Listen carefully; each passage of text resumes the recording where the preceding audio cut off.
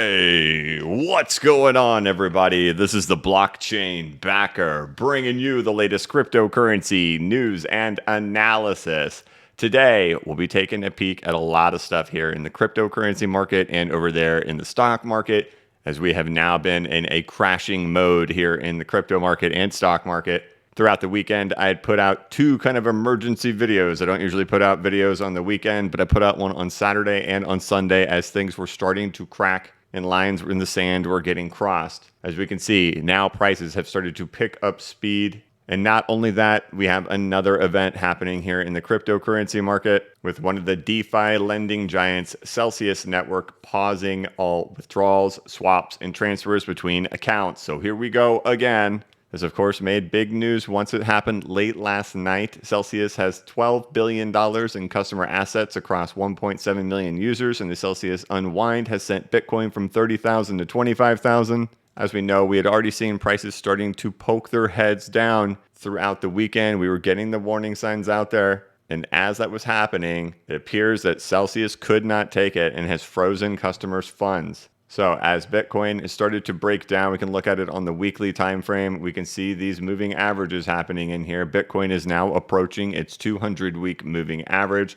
Throughout history, that has been its supportive level to complete capitulations. I've presented all the different complexities on whether or not that's true. That would require it to be the shortest Bitcoin bear market in history, the most shallow. I'm more of kind of a spectator on that. I'm not really, sitting here one way or another or whether or not that's actually even going to hold in there. But we can see it has begun crashing straight towards that level. Also, as we were mentioning yesterday, we could see the peak starting to show right there, the poke starting to show through there as XRP was starting to lose its 2-year trend. That has picked up trajectory, and with the rest of the cryptocurrency market, everything has begun as well. So we're off to start a chaotic week right now. And on top of that, right, on top of having those lines get poked, we were showing the other things that we're starting to poke through. We started seeing the 2-year and the 5-year poke out on Friday afternoon. For government bond yields, these are the highest we have seen since 2008. That was on the 2-year. This is also on the 5-year. So it is looking like we are seeing more than just things happening here in the cryptocurrency market, but we're seeing them in markets from the macro view as well. In addition, we've seen the Dow Jones move down 570 points in pre-market. So off to the races right here at the beginning of the week. Throughout the weekend, I had put out 2 different videos. I put one out Saturday morning and on Sunday morning. As you guys know, I usually take the weekends off, but the lines in the sand were starting to get crossed here in cryptocurrencies.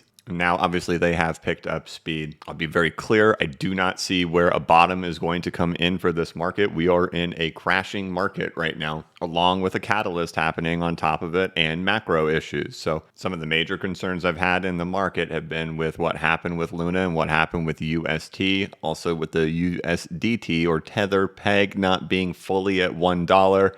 And whatever's going on over there in the DeFi world. And now we're starting to see the DeFi world, and whatever complications come from this, I don't know. And is this the last of the type of stuff that we're going to see in this market now? Because it appears that every time price moves down, something else in the cryptocurrency market is starting to break. I see a lot of people posting out there that they're buying these prices. For me, it's not comfortable for me to buy with the breaks that have happened in here and what's happening in the stock market. When I put out the video on Saturday and we're talking about Ethereum has still not dipped down very deep. So it shows that this market could likely get far worse before it ends up getting better. And the things that will start bringing optimism back to me is if we see some type of high volume buying. But right now, that is not present out here in the market. So there is no evidence of bottoms coming in at this point. So it's going to be kind of just like documenting this at this point on this channel every day. We're going to come in here and take a peek at these things and look at the macro. And nearly all lines in the sand have been crossed at this point. And kind of the last puzzle in here, and whether or not the DXY is going to break out. And if the US 10-year Treasury bond is going to break out as well, which is right there, right at the top. And it's sure looking like these things are going to. They haven't yet, but if the 2-year and the 5-year are any indication, along with all the other lines in the sand that got crossed. There's nothing indicating a bottom coming in yet. And we can look at these moving averages again. And really, this is kind of like for any type of near-term support to be coming in at this point. Obviously, this is the big one, right? This is the one that everybody's been looking at. This is the thing that has held over the years. I have presented the problems that come with this because there are conflicting things that happen in the market. One, yes, every single time this thing has held. This has been the supportive level. There have been wicks that go deep beneath it, but for the most part, it holds, and it's the thing that provides the support for the market to regain after capitulation and continue moving up. Historically, it has always worked. The problem with it is that each of these times that it came back down to hit that 200-week moving average, it was about an 85% correction that happened in here, 84 to 87% correction that happened in here. In Bitcoin currently at this time is at 65. Now, so where does that 200-week moving average sit? It sits at about 67%. Now, things we can look back to and we can say, hey, well, you can look back here at Bitcoin when it had this big initial fall down in here. How far did it fall? It fell 67%. Then it had a monster retracement that came back down in here and then moved its way back down. But of course, that had nothing to do with the 200-week moving average. So there can be bounces that come at that level. Even Bitcoin's initial fall down in here was of the equivalent magnitude at about 69% in here before a big bounce came in and then just started rolling over. So that percentage-wise historically has provided bounces, but neither time were those at the 200-week moving average. So, take that into consideration. I know a lot of people are pointing towards this being the level 2 hold. Again, historically, it has been that level that has held, but the complications with it are that from a percentage standpoint, percentage drawdown standpoint, it's not the same thing as both of these were at that time. In addition, with these breakouts happening over there in the US stock market, those conditions are now different with those bond yields breaking out and if the dollar is about to crack out as well. From a relative strength standpoint, we can see that Bitcoin is now in oversold condition territory on the weekly time frame. We can go back and look here at what happened at the bottom of 2018. We can see that this was the level of oversold that Bitcoin was at that time, and that was also the level of oversold that Bitcoin was at the bottom of the 2015, 2014 bear market as well. So we are matching over here on RSIs, but again, the complications of this at this point is that there's been no retracement. There's macro elements, and now we've also had the Celsius network, and we saw what happened with Luna and with UST, and those things happened very fast. So I'm not going to put my stamp on this, even though, logic would say, hey, it's worked every single time. We have too many lines in the sand getting crossed at this point for me to feel comfortable, especially with it falling in really like a straight line. So again, to be clear, I'm not even going to attempt to sit here and say where a bottom is going to be at this point without the evidence showing up in the market, because so many things got crossed here over the weekend that this, until further notice, looks like a crashing market and that things could get far worse than before they get better. So do with that what you will. But when we saw Ethereum starting to poke through, we started to see Bitcoin poke through, we started to see XRP poke through, and we saw the 2-year and the 5-year poke through over the weekend. And now we're seeing the momentum pick up. And now we're seeing more things starting to break in here. There is no telling how far down this thing will go. And one thing also about those moving averages, such as the 200-week moving average in here, we can look over here to the left to see if there's any type of support over here for historical precedent to say that that level would actually end up holding. And what was the difference here between these is that there was price action over here to show historical precedent for support being there.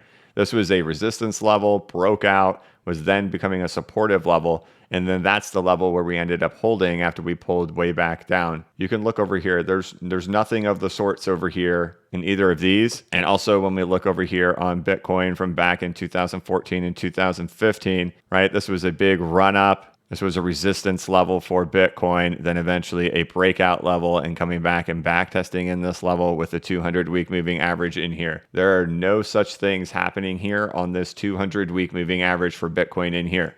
So until high volume reversal volume shows up in this market, I'm viewing it as a crashing market. because not only are we having macro issues happening, not only are we having lines getting crossed over there in crypto, and now we're seeing Celsius, the DeFi world's having their issues. Now you can see USDT is starting to pull back as well. So here goes USDT, the thing that we've been pointing to for over a month, saying there's something up with this. Whether or not this translates to even more things happening and more things breaking, it's unknown. But it has certainly taken a big step in just the last couple of hours in here, just the last 2 hours from where it's been over the course of the last month. We've pointed to this time and time again, and now here we go again. Here goes USDT. So there are additional elements happening in this market outside of just prices. I have no way to measure to say, hey, if this goes to certain places, this is what it means for the cryptocurrency market. This is what it means for prices. But it's definitely been on my radar of why has this not repegged itself? And we can see this happening again. Is there another risk showing up in here with USDT?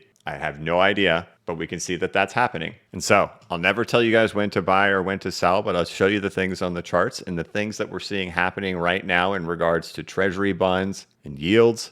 And the DXY poking up near the top. When Bitcoin crossed its lines, when Ethereum crossed its lines, XRP crossed its lines. Now we have Celsius breaking. Now we have USDT stepping back again.